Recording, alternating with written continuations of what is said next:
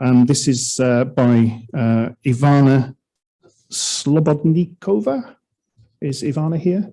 Yes, welcome Ivana. Ivana is from BONARD.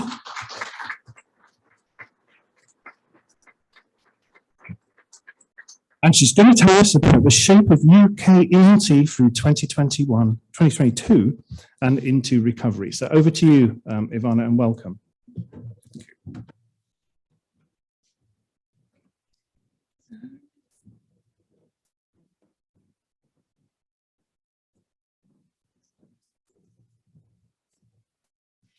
It is my pleasure to join you today. After 2 years of many of you meeting just online, to finally see you all in person. I'm very glad that we were able to come and to talk about the 2021 and what happened in 2021 in terms of statistics to you in person. Just to start briefly, for those who might not know us, BONARD is a market research company, and we have been active in the field of international education now for 15 years. It's our anniversary this year. And we have been actively advising governments, associations such as English UK or English Australia, for example, and individual providers. Now we have 4 offices placed internationally, 2 in Europe, in Vienna, in Bratislava, and then we are also located in Brazil and in China. To this date, we delivered more than 521 projects. In regards to work that we do with English UK, one of the reports that we help to deliver is the annual statistics on English UK sector. And we have been doing that for 7 years now. It really does represent a foundation for the UK elective sector measurement, because it taps into the market segments, the source markets performance, the visa types, and to other features as well. The main benefits are absolutely the consistent been going on for years, which help us to provide year-on-year differences, but also to spot trends that are happening globally. It's definitely the ongoing optimization. We are able to very flexibly react to the changes that the UK ELT sector is facing. And at the same time, we try to make it as user-friendly and customer-oriented as possible. I guess let's move to the part that everybody has been kind of waiting for, to see what happened in 2021. So after the conversations that we had throughout the 2020, there definitely has been higher hopes for 2021. Unfortunately, with the first 3 months of the COVID-19 pandemic and due to the Delta variant, it didn't go as expected. So strict measures has been introduced that affected the international travel and affected the confidence of parents and students to actually take international trips. Now, we saw a little bit of rebound coming in the bookings in Q3 and Q4 in 2021. However, nothing compared to 2019. So in real terms, in 2021, English UK members welcomed 53,616 students. They cumulatively delivered 462,046 student weeks. Now, this represents a further decline compared to 2020. In terms of student numbers, that declined by 35.7%, and then further decline in student weeks in 12.9%. Now, this year-on-year change does not reflect the membership fluctuations. So to provide you even with further analysis of the market, we do like-to-like comparison, meaning that we look at the numbers and changes of membership that reported both in 2020 and in 2021. These numbers show that in student numbers, the market dropped in 36.3%, and in student weeks by 14%.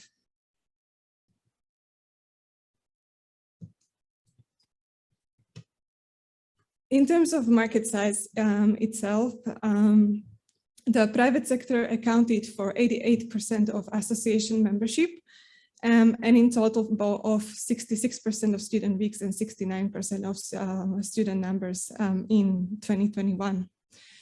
Now, private sector saw steeper declines. In terms of student numbers, it dropped by 41.7% compared to 2020, and in terms of student weeks by 12.9%. Yeah, by 14%, apologies. That means, on the contrary, if you look at the state sector, it looks slightly different. So for state sector, there was a steeper decline in student weeks compared to student numbers. That'd be 5.7% decline in student numbers over 2020 and 9.2% decline in terms of student weeks when you compare 2020 and 2021 data. Now, this really shows the impact of the years of the pandemic. So if you look cumulatively at numbers reported by member centers now in 2019 and in 2020, the overall decline in student numbers was more than 88%, which is a huge drop if you think about the pre-COVID statistics that we saw. Well, the proportion of junior students shifted even further. So while in 2019, we saw that juniors actually outnumbered adult students, this shifted even further with having a share in 2021 of 23%, now downsizing to 9% of all students at English UK membership in 2021. In terms of student weeks, junior students actually generated 16,476 student weeks, which still represented a decrease by 56% over 2020 numbers. However, the average length of stay of junior students actually increased to 3.5 weeks. Now, this is almost a double increase. If you look at the data presented in 2019, the average length of stay of junior student was 1.8 weeks, and it was 1.9 weeks in 2020. Similarly, it was for adult students who opted for a longer stays. The average length of stay increased from 7.7 weeks to 9.1 weeks in 2020. Now, the increase in average length of stay can be attributed to many different factors. Yes, students opted for longer stays, but also we have to factor in that there were fewer students actually traveling. There were fewer juniors traveling who tend to have a shorter average length of stay. And additionally, many of the students took courses online, which then can take longer. So this is why the average length of stay increase or is higher when you compare 2020 and 2021. Now, looking at the regional overview, Northern England recorded actually the highest number of student weeks in 2021, outperforming London as a study destination. The difference between those two markets were over 5,000 student weeks. That'd be Northern England delivering more than 119,000 student weeks and London delivering more than 114,000 student weeks. In total, those two regions were the top destination for English language students within the English UK membership, accounting for 51% of all student weeks delivered in 2021. Now, in terms of year-on-year change, when you look at the members reporting both in 2020 and in 2021, it was South and Southern England that witnessed the highest drop, both percentage-wise, it dropped by 21%, but also in terms of absolute numbers. And that drop almost reached 20,000 student weeks. Now, in 2021, the top 10 source markets accounted for 66% of student weeks and 64% of student numbers. For both private and state sector. Now, there has been changes in 2021 in the ranking of the top 10 source countries. And this was caused by the fact that Brazil and South Korea dropped from the top 10, and they were replaced by Kuwait and Romania.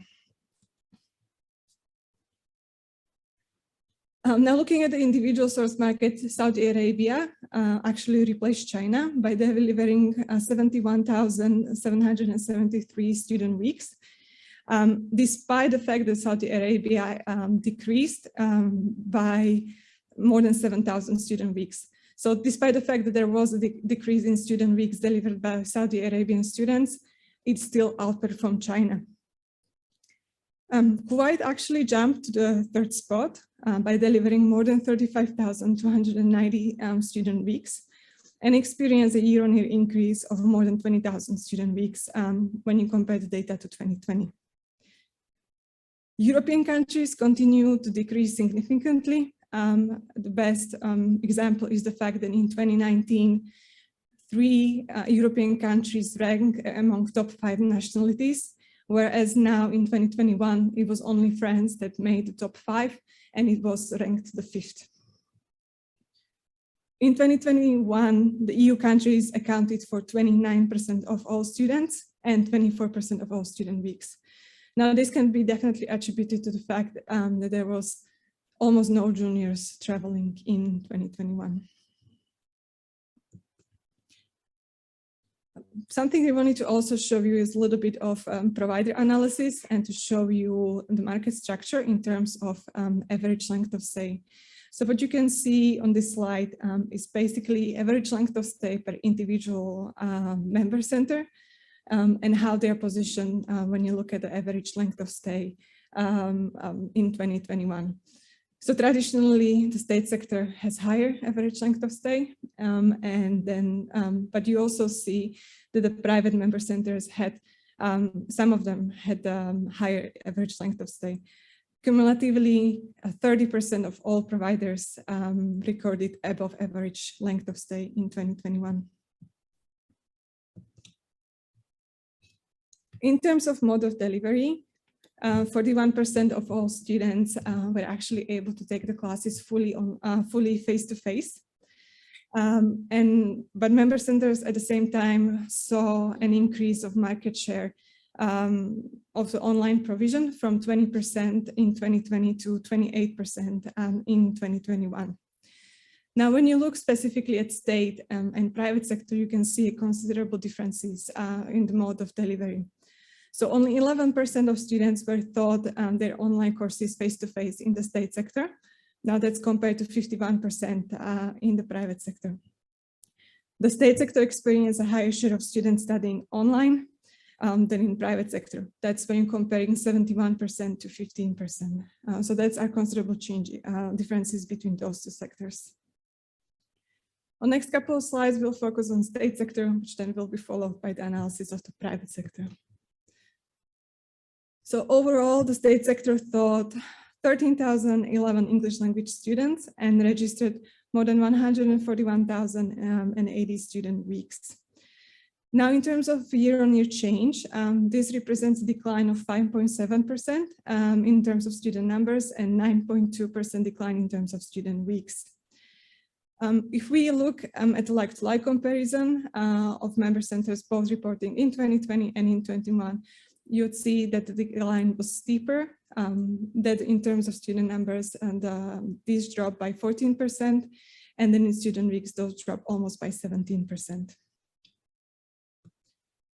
Now, traditionally, the adults accounted for 99% of all students studying at state sector membership, and only 4 member centers actually reported delivering courses to students.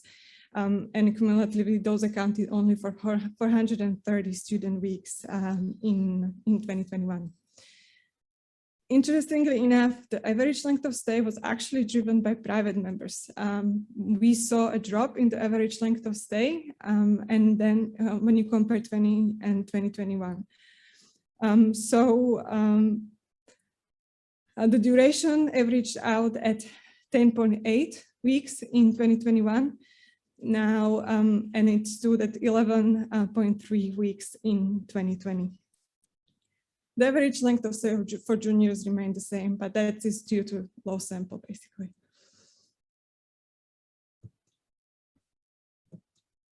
No.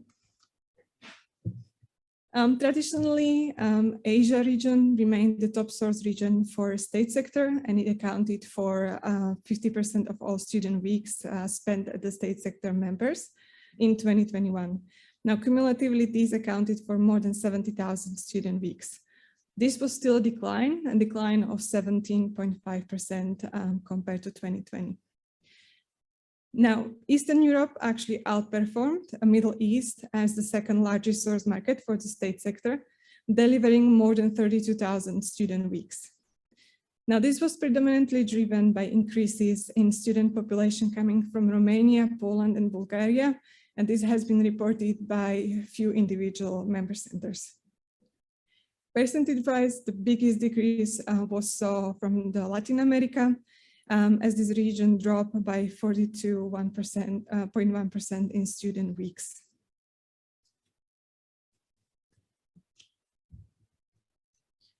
Looking at the source market, China remained traditionally the strongest market for state sector, but it still witnessed a decrease of 18.4% in student weeks comparing 2020 and 2021. Now, China continued to decline globally, both in 2020 and in 2021. Now, Romania outperformed Poland and became the second largest source markets at 13% of all students at the state membership and 7% of all student weeks. Again, as was mentioned in the previous slide, this was caused by one single member reporting an increased number of Romanian students. Looking a little bit on the macro picture and taking into account like-to-like comparison, only 37 source countries actually witnessed any kind of increase comparing 2020 and 2021 out of 114. Looking again a little bit more in depth on the provider side, in 2021, 27% of state providers experienced a year-on-year growth between 2020 and 2021. The remaining 73% saw either decrease or really no change in terms of student numbers. I would like to point out the chart showcasing the number of weeks spent per center, because the nice conclusion can be drawn in comparison to private sector. So in state sector, we see that 15% of the providers actually accounted for more than 10,000 student weeks in 2021. The rest of the market, the vast majority reported less than 1,000 student weeks in 2021. Now, going further on the private sector, in 2021, 298 private centers welcomed more than 40,605 students who spent a total of 320,961 student weeks. Now, if we look at the year-on-year change without taking into consideration the membership changes, the drop was by 41.7% in student numbers and then by 15% in student weeks. In this case, even the like-to-like comparisons show a very similar change between 2020 and 2021, where student numbers dropped by 40.8% and student weeks by 14.2%.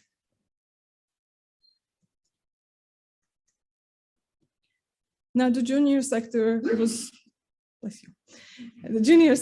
heavily affected by the pandemic, as we saw a further drop in student weeks and student numbers. Now, if you look at the proportion of students in 2019, 57% of all students attending classes at private membership accounted for juniors. In 2020, it was 27%, and now in 2021, it's only 11%. A good example how much it changes also if we look at the numbers per an average number of students per member center. So in 2019, there was more than 1,024 junior students per individual member. This dropped to 169 in 2020 to actually 50. So on average in 2021, only 50 junior students studied at individual private member centers. While the private sector experienced a sharper percentage decrease in student numbers than the state sector, students opted to stay for longer. The average length of stay was at 7.9 weeks in 2021 compared to 5.4 weeks in 2020. And it was actually the highest average length of stay ever recorded. Adult students studied on average of 8.4 weeks and juniors at 3.6 weeks. If you compare it to 2019, the average length of stay was higher by 4.7 weeks. Now, in terms of source region, Middle East remained the top source region for private sector. the English UK membership. Middle Eastern countries then sent basically 4% more students and delivered 11% more students in 2021 than in 2020. Now, biggest drop in private sector were also saw by the Latin America, and this was driven by the drops in student numbers coming from Brazil, from Argentina, and from Colombia. Western Europe faced the second largest drop in student numbers when it again dropped further by 49.7%. Now, after the sharp drops that we saw in 2020, they are slightly more positive, and I want to emphasize the slightly more positive results in 2021. So with total of 64,112 weeks, Saudi Arabia remained the leading source market for the private sector. Now Kuwait followed, manifesting really an extraordinary growth for 2021, and on a like-to-like basis, this growth was more by 207%. It actually accounted for 10% of all student weeks delivered in the private members.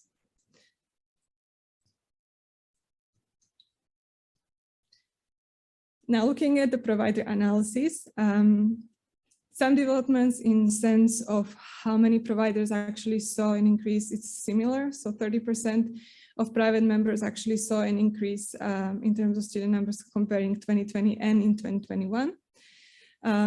What is interesting here to see is that only 1% of all members in private sector saw more than 10,000 student weeks delivered in 2021. The huge majority, that 73%, saw less than 1,000 student weeks actually delivered in 2021. A kind of conclusions and key messages that we saw in 2022. So there definitely was a further decline, both in student weeks and in student numbers. The proportion of junior students continued to shift to even smaller proportion at 9% in 2021. The importance of Middle East region grew as Saudi Arabia actually outperformed China and Kuwait rose to the second rank. The average length of stay increased from 5.4 weeks in 2020 to 7.9 weeks in 2021. And 41% of English language students were able to take their classes face-to-face. One of the projects that we also work with English UK is the Quick scheme. It's a reporting that it's usually done on a quarterly basis. Due to unusual nature of 2020 and 2021, a cumulative report was released at the beginning of 2021.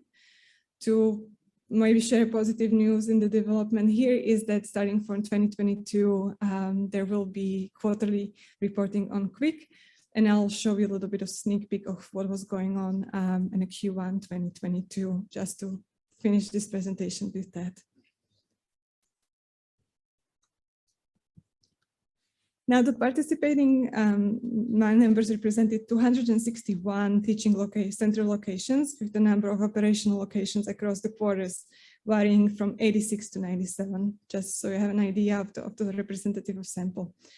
There was a total of 190,939 student weeks delivered in 2021, and the proportion was 82% of adult student weeks and 2% of junior student weeks.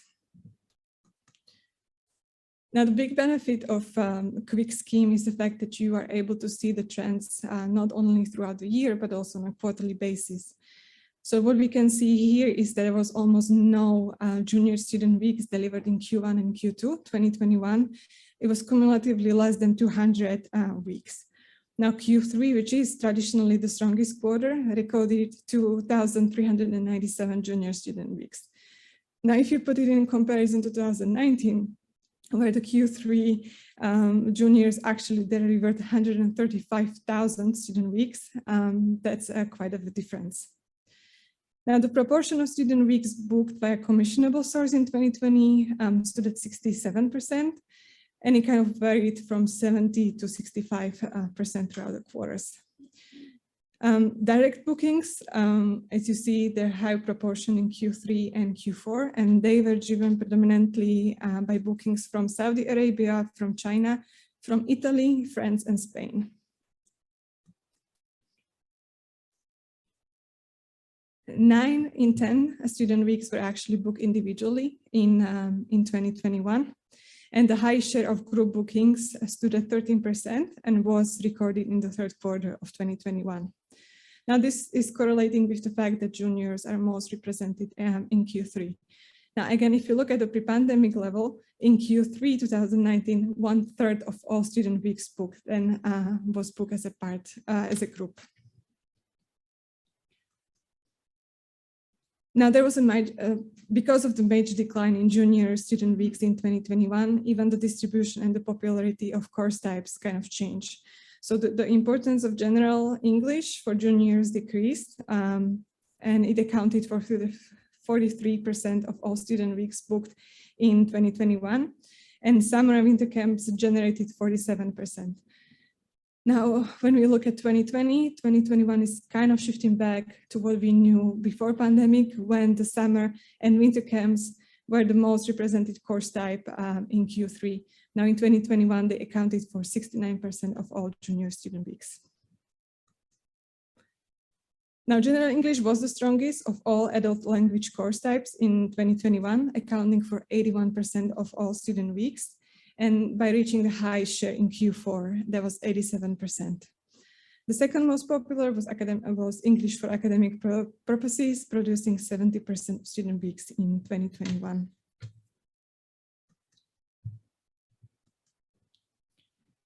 In terms of nationality mix, a significant change could have been seen when you look and compare the data to 2019, because European countries definitely dropped in ranking following the steepest decline in 2020 and in 2021. Now, despite the year-on-year decrease of 9,926 student weeks, Saudi Arabia remained the top source market in 2021. Now, again, this is where we already saw that Kuwait was rising in 2021 with 20,905 student weeks, which 98% is delivered by adults. In contrast, Asian markets experienced a major year-on-year drops. China lost almost 14,000 student weeks, and South Korea almost 9,000 student weeks. Now, a little sneak peek of what happened in Q1 2022. A total on a representative sample of 100 teaching locations, 77,302 student weeks were delivered. 96% of these were adult student weeks, and junior accounted for 4%. Now, the year-on-year increases are quite high, but if you look at the absolute numbers, there is no that significant growth in terms of student weeks. So while juniors rose by more than 4,000 comparing 2020 and 2021, in real terms, that means delivering 2,800 student weeks in Q1 2022. And this is the last point I made. Thank you so much for your attention.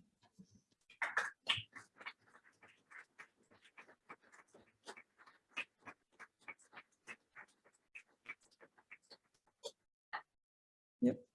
Is there a floor for questions?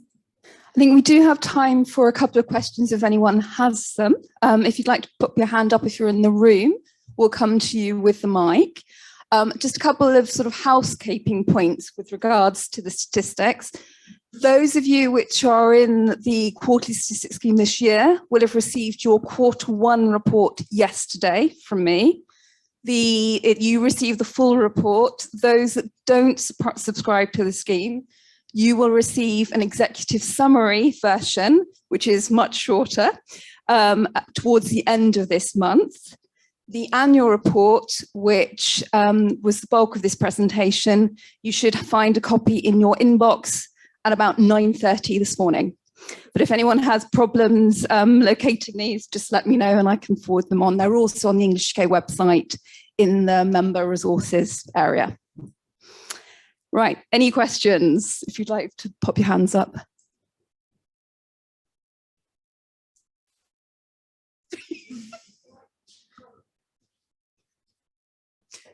Nura is coming towards you, Jodie.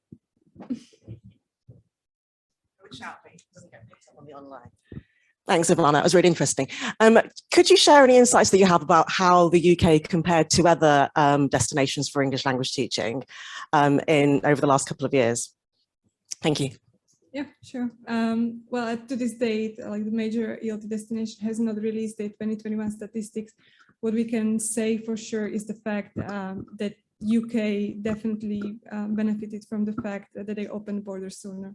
So destinations which remain closed for 2021 will definitely see a steeper declines in student numbers and in student weeks, whereas destinations that managed to open their borders throughout the 2021, they still see a declines in student numbers and in student weeks, but they are not as high as destinations which didn't open.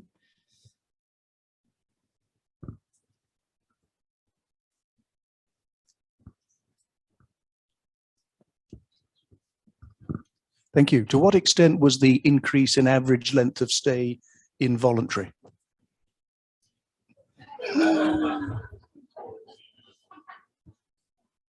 Yeah, that's a very difficult question for me to answer, but I'll try to explore and I'll find you then in person and try to explain. What you may find interesting is a study that we undertook with the Quick participants earlier in this year, which was an initiative looking at online teaching. And although traditionally we collect data which is just on classroom-based teaching, so the annual statistics just look at classroom-based teaching, this for the first time explored also the extent of online provision that has developed as a standalone product. And that again is available for members to download from the resource area of our website. I can let you have a copy, Roy. Sorry?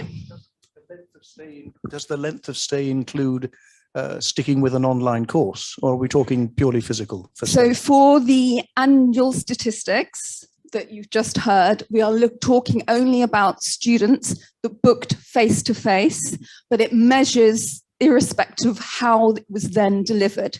So those statistics include those which then switched to hybrid or online, but it does not include data on students who originally booked an online or hybrid course. So it's talking about the intent at the time of booking. Thank you. Sorry, I have a question from Nigel, who's behind me. Hi, I'm Nigel from English in Chester. Thanks very much. It was really, really interesting presentation. I think one of the things we're all facing at the moment is a damage to the infrastructure that supports our industry, accommodation, excursion providers, and so on. And I know BONARD does quite a lot of work with accommodation providers. I'd be interested to hear if there are any trends that came out of your data from 2021 around any of the supporting elements of our industry, and what do we need to know in our planning going forward? Yeah, thank you so much. That's a very good question.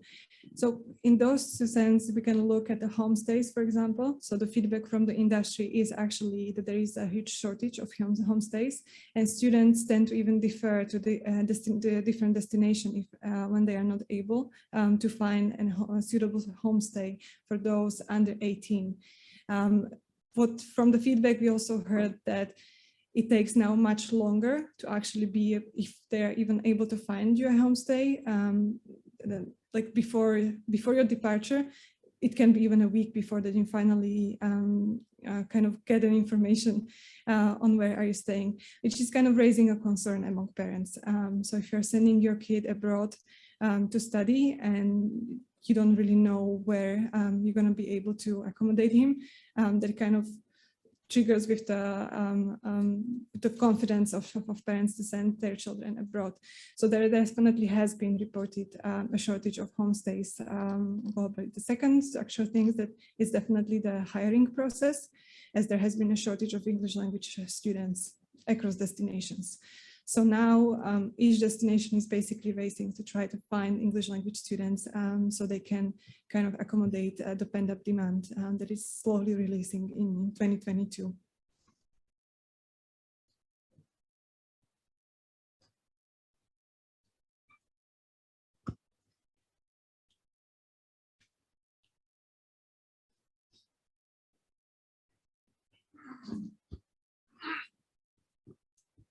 Hi there, thank you very much.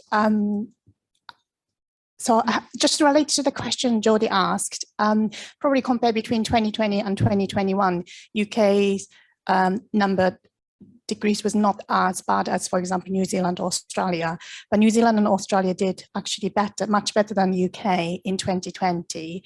So overall, for over 2 years period, how the UK performance was compared to other markets? Do you have that statistic?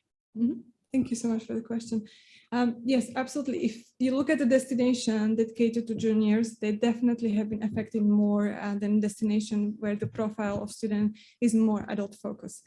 So destinations such as UK, such as Malta and Ireland definitely saw steeper declines when you compare 2019 and 2021 compared to destination such as, for example, Australia, where there is generally around 96% of all students, they're adult students.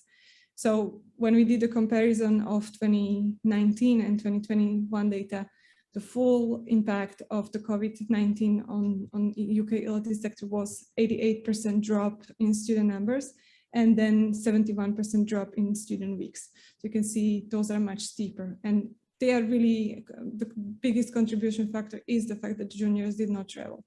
They did not make up the student population in 2021 for more than 9%. If I may add, Ivana, I think this is true this year as well, but the UK is one of the fastest to return our data. And so I think it's usually not until the autumn that you will have the full data sets in from the other competitor countries. And so you'll be in a position to really look at the 2-year change from 2019 to 2021. Yeah, but absolutely. The thing that I said as a response to Jodie is that destination which opened the border in 2021, they are facing as small declines than destination that didn't for 2020 and 2021.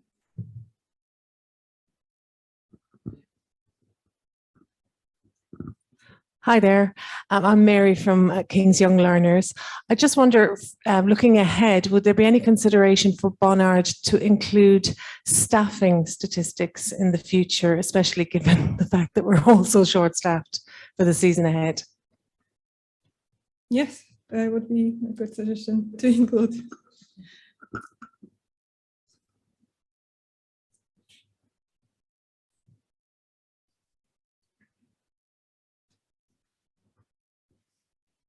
Questions?